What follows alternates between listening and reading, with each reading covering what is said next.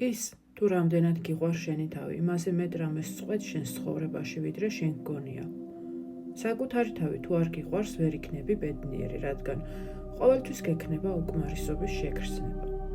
საკუთარი თავი თუ არ გიყვარს, გარშემომყოფებს შენი შეყვარება გაუჭირდებათ, რადგან შენ ასხივებ, ვიბრირებ იმას, რასაც შინაგანად გრძნობ და სხვები ამას ენერგეტიკულ დონეზე შეიგრძნობენ და შესაბამისი დამოუკიდებულება უჩნდებათ შენს მიმართ.